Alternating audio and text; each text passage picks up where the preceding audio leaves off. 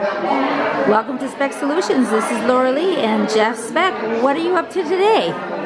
Hi, thanks for joining us today, Spechtsolutions. We're here today, or I should say this evening, in beautiful Shell Beach, California. And we're here with Gretchen and Krista. And can you folks tell us what we're doing here tonight? What we're doing tonight is the purpose of this evening is to equip parents to prepare them should they choose to homeschool their kids. There's a mass exodus out of the schools because of the mandates that are taking place. With the vaccines, with the masking, with critical race theory, the parents are being shut out of the conversation and the school boards are dictating what's going to be happening to their children. And to be perfectly honest with you, they're mad. And they're figuring out solutions to the problem, which is what we as Americans do. If we don't like something, we figure out how to solve the problem, because that's the way America was founded. Yeah, so that's what we opened up a forum here tonight. So self-schooling, frontline educators here tonight that we've gathered, people in the community throughout California that are engaged in the homeschool situation, and we're teaching these parents that are coming in fresh from the public school system how to do this and what to do and different resources and avenues and things like that. So hopefully that they will feel more encouraged about getting out there and stepping away from what's happening in the public school system and say, we've had enough. So we're going to do this ourselves. How about private type schooling? Are you okay with private school as well as the homeschool as an alternative to the public? One of the things that we're seeing is parents don't know what to do. There are situations where we've got two breadwinners, and then we've got the kid that needs to be educated, and they need both parents working to keep the wheels on. So what do you do with the kids? Private schools are an option. There's lots of options, and what I love about all the energy we're hearing behind us is people brainstorming, people connecting, people exchanging business cards and saying, you know what, let's talk. They're finding like-minded parents that don't really know what the heck to do, but let's figure it out. That's what we're saying. And the private school sectors, where parents would pay a significant amount of money to send their kids to a private school, Mission being one here in San Luis Obispo County, they have the same mandates and regulations as the public schools do. The vaccine mandates, the mask mandates, they all apply to them too. So I would imagine we're going to see a huge exit from the public school sectors too. So the private, yeah. So we want to educate parents on how to create a pod. What is a PSA, a private school affidavit? How do you fill one of those? How do you become your own child's teacher legally in the state of California? It's not that difficult. The other thing we're running across is teachers that are refusing to take the vaccine. Yeah.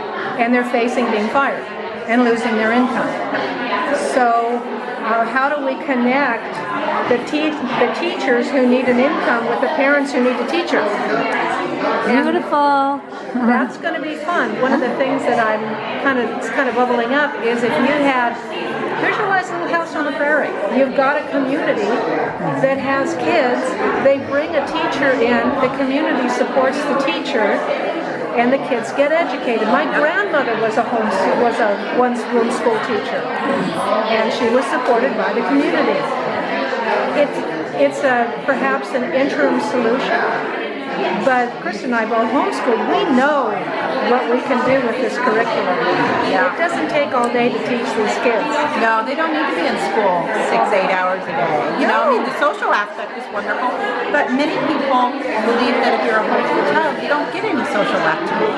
And that is far from the truth. Yeah. They don't see it, they don't understand. Well, what do you mean? What kind of activities and social stuff are you getting?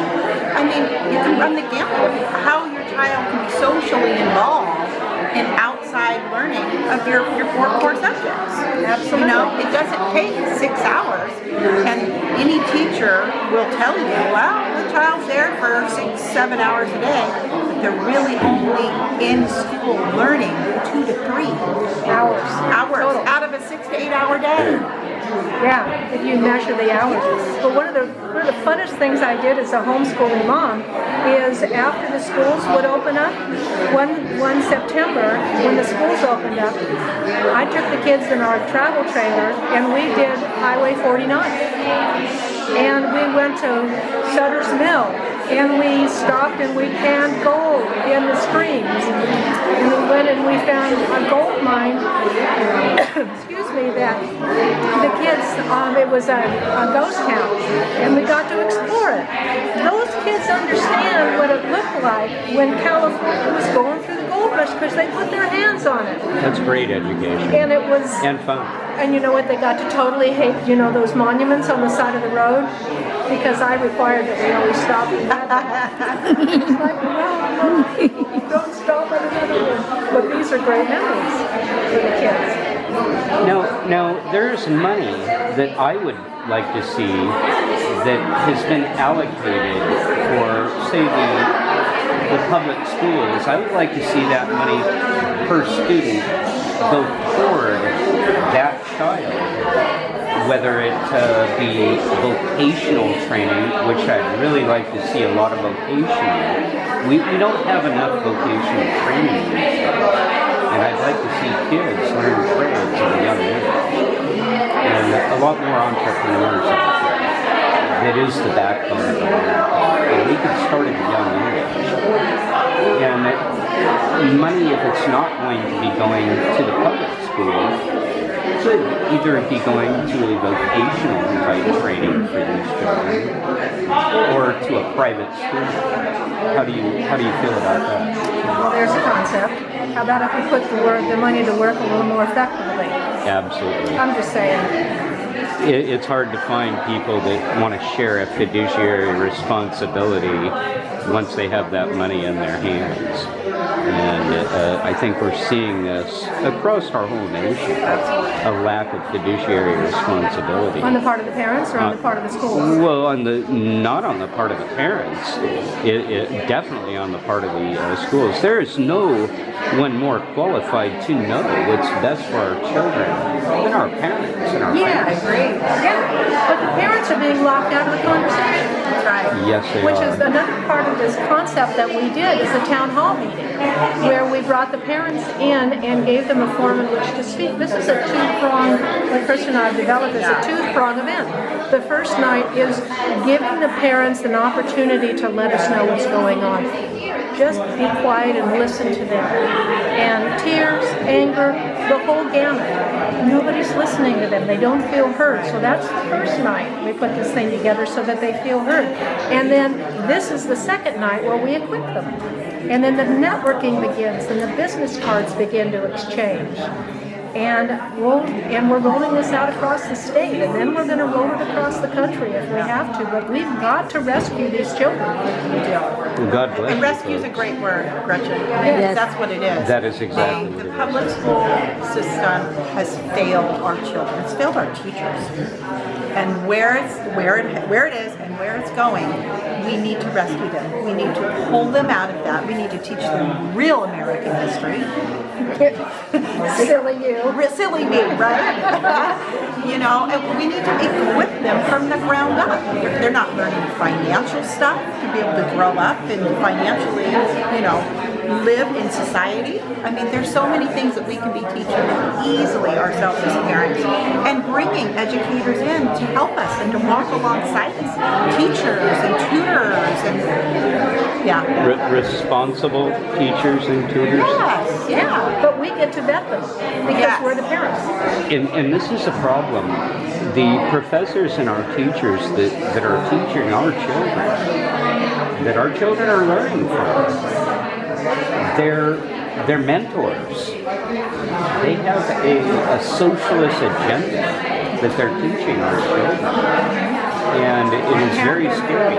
And they have for a long time. And they are trying to divide and separate and teach our children to not do what mom and dad says. And at Cal Poly in San Luis Obispo just recently, it was very disturbing. they wanted to separate during orientation the parents from the children for their orientation because they wanted to give them a big speech on critical race theory and what they were pushing.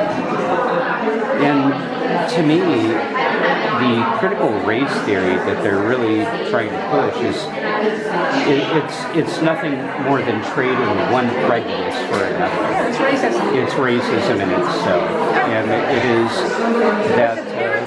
Which is why they're locked out of the conversation. And that is exactly why. This goes across political lines. When you start messing with our kids, back up, girlfriend, because Mama Bear comes out. Don't mess with our babies. And that's the bear they poke. Yeah, they don't have the right, the constitutional right, to be dictating to us what we're going to learn and to shut us parents out of the conversation in the situation. They really don't. So it's time, and I think they might be getting a little scared because we found our voice, we know what our rights are, and we are going to take it back. Or we're going to say, we don't need you, we'll do it ourselves. Beautiful. Well, God bless you, and thank you so much for your fight for our children's freedoms, because that's what it really is.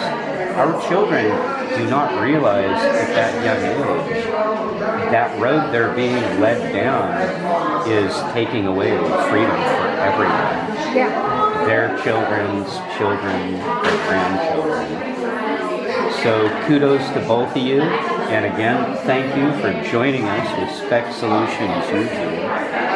And Nice to meet you. nice to meet you. Thank you for asking. Thank you. for And it's coming. really nice to see folks that are not afraid to show their face and not run around with that gold star on their face. Yeah. Thank you, ladies. Bye-bye for now.